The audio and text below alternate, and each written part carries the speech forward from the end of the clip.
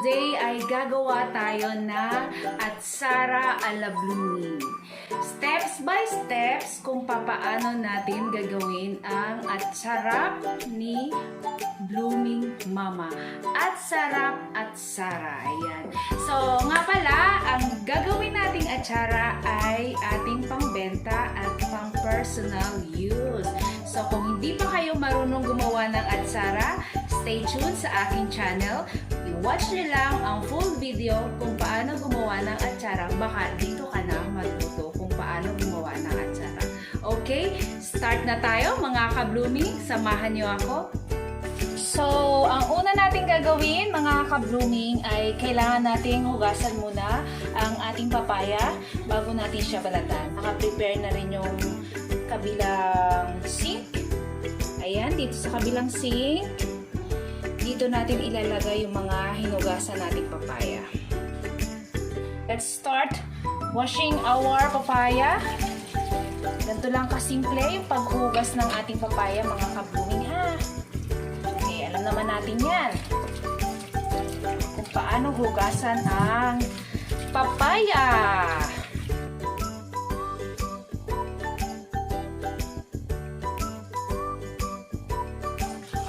Low running water lang ang kailangan natin sa paghugas ng papaya. Hindi natin kailangang malakas ang tubig. We need to save water. Ang sunod naman natin ay babalatan natin ang papaya.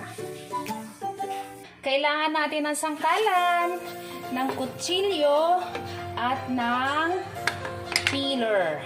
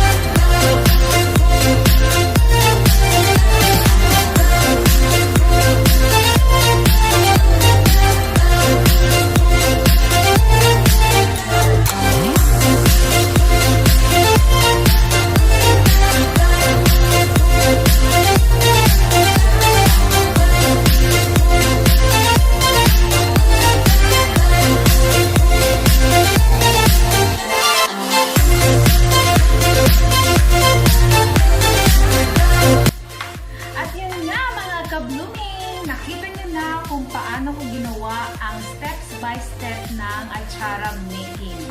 So, here is my finished product. See? So, ito ay 110, 12 ounce. And, imo-market ko siya around our subdivision. And, this is a free delivery also. So, ano pang inaantay nyo? Umorder na kayo ng Atsara ala Arby's at Blooming Mama. So, thank you guys for watching. Sana ay nag-enjoy talaga kayo at meron kayong natutunan kung paano gumawa ng homemade atsara. So, maraming salamat. Hanggang sa muli. Bye!